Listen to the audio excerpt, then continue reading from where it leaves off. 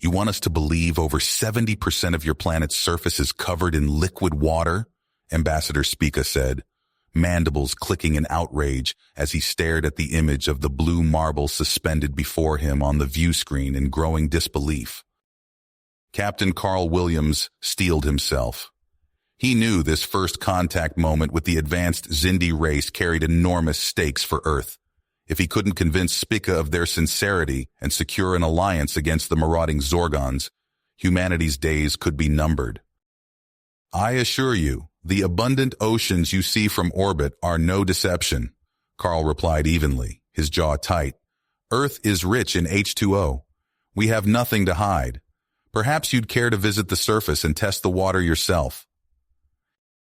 The Xindi ambassador's eyes narrowed.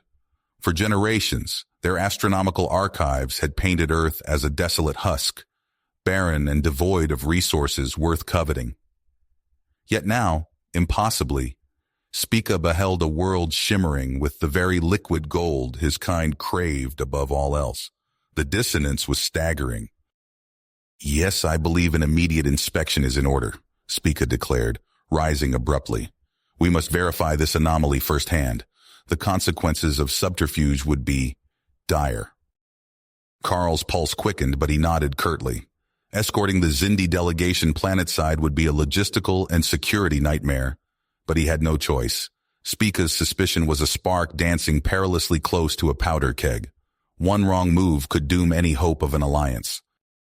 As their shuttle knifed down through cotton-wool clouds, Carl watched the Xindi dignitaries gape and murmur, transfixed by the sapphire seas sprawling to the horizon below. Spica's yellow eyes were wide, unblinking. Disbelief warred with wonder in his angular features.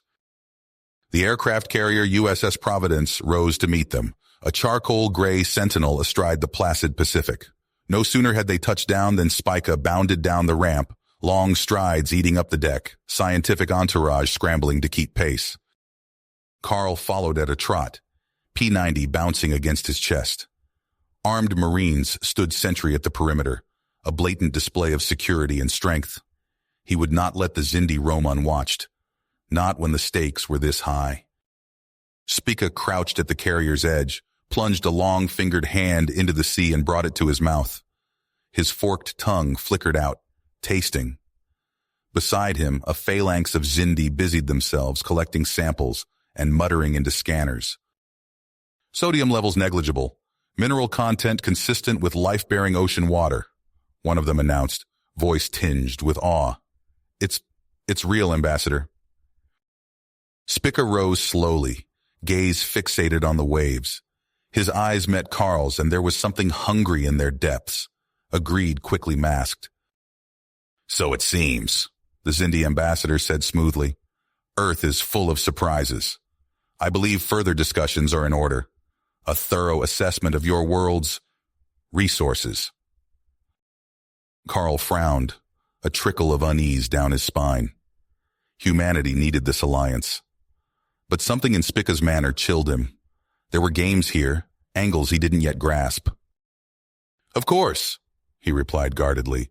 We're happy to strengthen ties between our peoples in the face of Zorgon aggression. But even as he spoke the words, Carl knew his work had only just begun.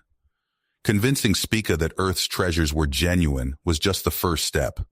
Now he had to uncover what the Xindi truly wanted, and safeguard humanity's most precious resource from those who might seek to exploit it. Whatever Spica's agenda, Carl vowed not to let his guard down again. The future of Earth could well depend on it. The shuttle's interior felt claustrophobic as Carl stared down the barrel of Spica's plasma rifle. The Xindi ambassador's eyes glinted with a mixture of desperation and cunning, his finger twitching on the trigger.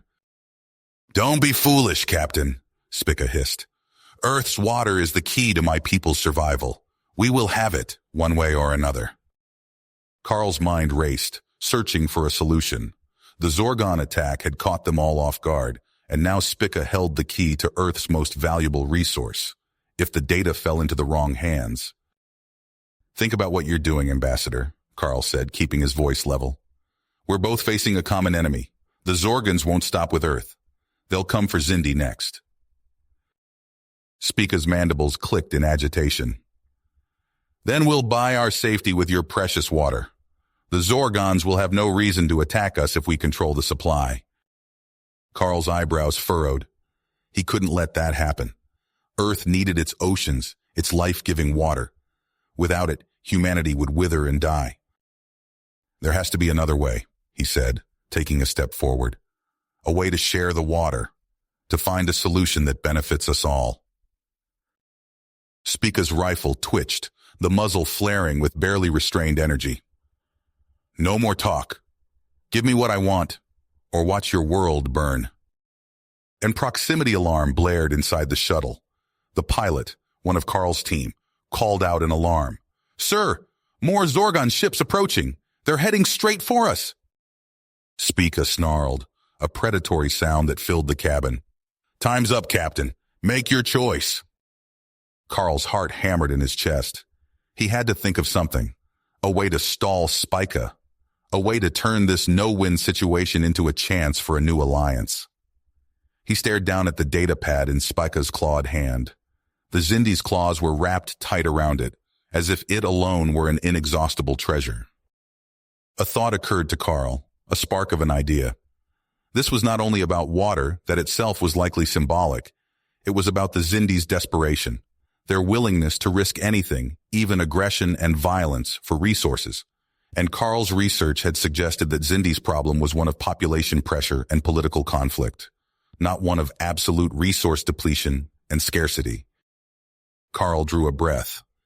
What he was about to propose was a gamble, but it might just be the key to unlocking this standoff. He had to try.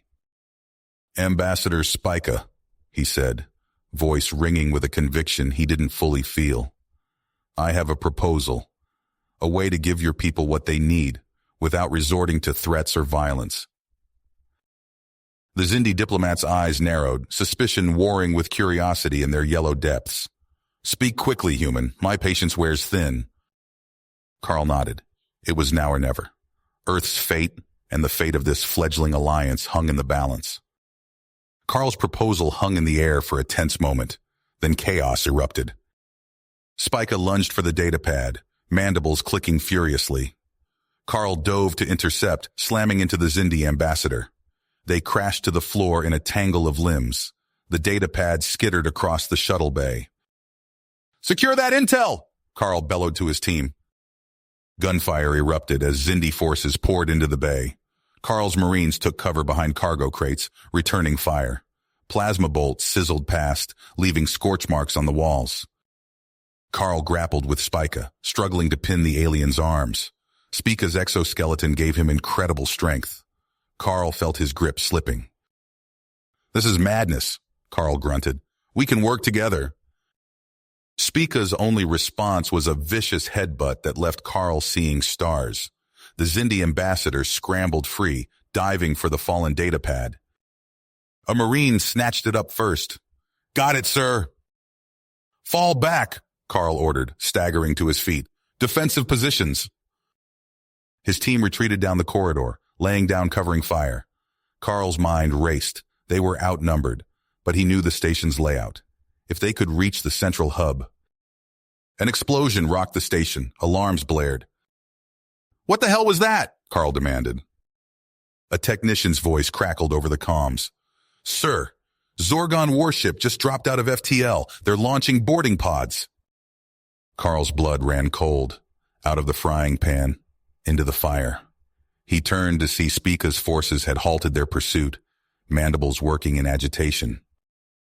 Ambassador, Carl called out. You brought them here, didn't you? Spica's silence was damning. Another explosion shook the station.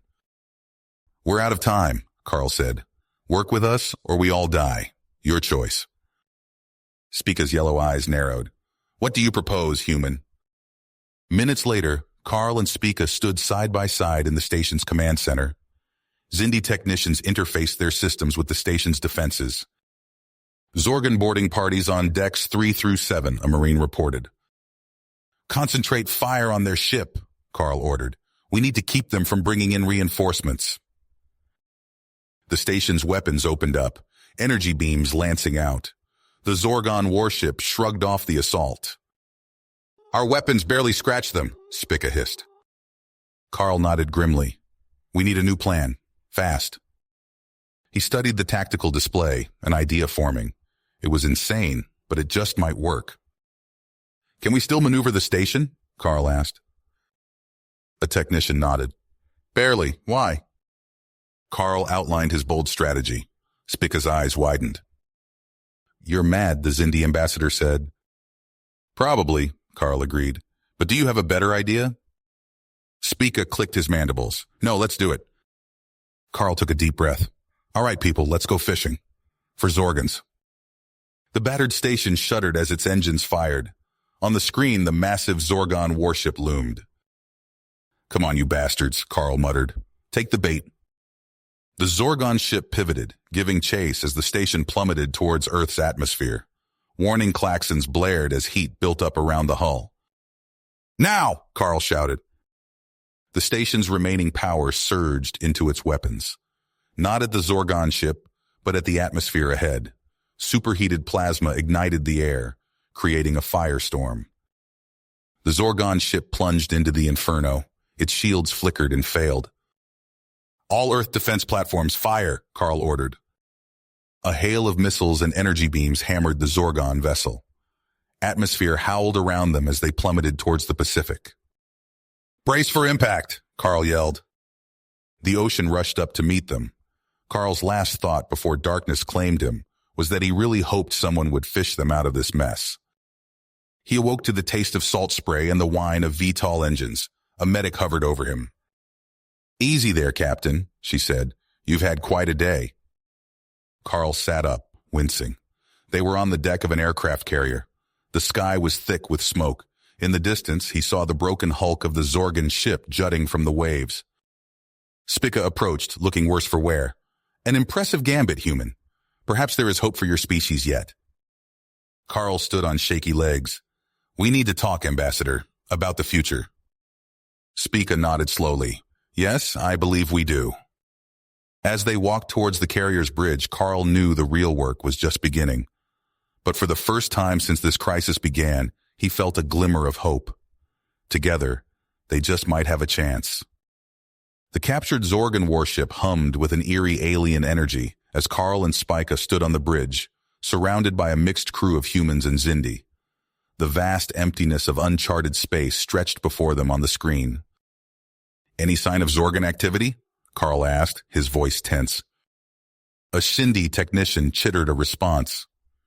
Nothing yet, Captain, but our long-range scanners are picking up an anomaly in a nearby system. Spica's mandibles clicked. We should investigate. It could be the lead we need. As they approached the system, a derelict structure came into view. A Zorgon outpost clinging to the surface of a barren moon. The crew worked in tense silence as they docked with the abandoned station. Carl led the boarding party, P-90 at the ready.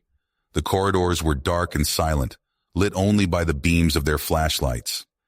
They found computer terminals filled with encrypted data, which their tech specialists began downloading immediately. This could be a goldmine of intel, Carl muttered. But as they pushed deeper into the facility, the atmosphere grew oppressive. They stumbled upon a sealed lab, the door scarred with plasma burns. Something's not right, Spica hissed, his alien instincts on high alert. They breached the lab, and the horrors within were revealed in the harsh light of their beams. Tanks lined the walls, filled with grotesquely altered bodies, a patchwork of alien flesh and cybernetic implants. By the 7 moons, Spica's voice was barely a whisper.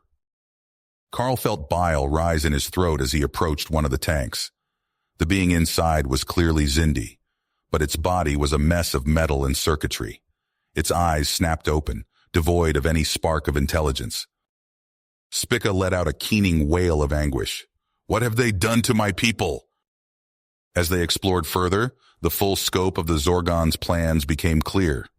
Detailed schematics showed armies of cybernetic hybrids. A star map revealed invasion routes aimed directly at Earth and the Xindi homeworld. Carl's fists clenched. We have to stop this. Now. Back aboard their ship, Carl and Spica huddled with their top strategists. The plan they devised was risky, but it was their only shot. If we can disable their central control systems, Carl explained, we might be able to cripple their whole operation. Spica nodded grimly. Our captured ship gives us an advantage. We can slip past their defenses undetected. Hours later, they emerged from hyperspace in the heart of Zorgon-controlled space. A massive command ship loomed before them, filled with weapons. Here goes nothing, Carl muttered as they initiated docking procedures. The moment they were aboard, all hell broke loose. Alarms blared as Zorgon security forces converged on their position. Carl and Spica fought side by side, human and Xindi in perfect sync as they battled their way through the ship. The main control room should be just ahead, Spica called out over the din of battle. They burst through the final set of doors to find themselves face to face with the Zorgon Supreme Commander, a towering insectoid being with eyes like burning coals. So, the commander's voice was a grating hiss, the primitives think they can challenge us? Carl stepped forward, his weapon trained on the Zorgon leader. We know what you've been doing, the experiments, the invasion plans. It ends now. The commander's mandibles spread in a horrific approximation of a smile. You understand nothing. Our vision will bring order to the galaxy. By turning everyone into mindless drones? Spica spat. Never! The Zorgon's clawed hand inched towards a control panel. If I can't have my victory, I'll at least have the satisfaction of taking you with me. Carl saw the commander's intent a split second before he acted. He dove forward, tackling the alien just as its claw slammed down on the panel. Alarms screamed to life as the ship's reactor began an overload sequence. What followed was a desperate struggle. Carl and Spica fought with everything they had, knowing the fate of their worlds hung in the balance. In the end, it was Spica who landed the final blow, his strength augmented by righteous fury. With the Zorgon leader subdued, they raced to disable the self-destruct sequence and seize control of the ship's systems. Carl's fingers flew over the alien controls, guided by the intel they'd gathered. I think I've got it, he called out. Spica, start the broadcast. Across every Zorgon channel, the truth of their leader's atrocities was laid bare. The response was immediate. Confusion, outrage, and the beginnings of mutiny spread through the Zorgon ranks. As the dust settled, Carl and Spica stood together on the bridge of the captured command ship. Before them, countless stasis pods held the victims of Zorgon experimentation, including the transformed Xindi warriors. Spica placed a clawed hand on Carl's shoulder. We have won a great victory today, my friend, but our work is a long way to go. Carl nodded, his eyes fixed on the pods. We'll find a way to help them, Spica. I promise you that. As they began the long process of coordinating the liberation efforts, both human and Xindi knew that this was just the beginning. The road ahead would be lengthy and challenging, but for the first time in ages, there was hope for a future of peace and cooperation between their peoples. Carl stood at the viewport of the command center, watching Earth's blue orb rotate below. The victory against the Zorgons felt hollow as new challenges emerged. Captain Williams, a voice crackled over the intercom, the UN Security Council requests your presence. Carl sighed, straightening his uniform. He strode into the conference room, where holographic projections of Earth's leaders flickered to life. Gentlemen, Carl nodded, what's the situation? The UN Secretary-General's face was grim. We have concerns about the Xindi's true motives. Our intelligence suggests they may be eyeing Earth's water resources. Carl's mind focused. With all due respect, sir, the Xindi fought alongside us. They've suffered immense losses. Perhaps, the Russian representative interjected, but desperate times breed desperate measures. We cannot risk our planet's security. As the debate raged, Carl's mind raced. He needed to find a way to bridge this divide before it tore their fragile alliance apart. Meanwhile, in the depths of the captured Zorgon warship, Xindi warriors struggled with their newfound freedom. Technicians worked tirelessly to remove cybernetic implants, the air filled with the hum of medical equipment and pained grunts. Spica moved among his people, offering words of encouragement, but not all were receptive. In a corner, a scarred Zindi named Voras held court. His voice carried over the din. Look at us. Broken, dependent on human charity. We were warriors once. Now we're beggars. Spica approached, mandibles clicking in concern. Brother, we must focus on healing, on building a new future together with humanity. Voras's eyes narrowed.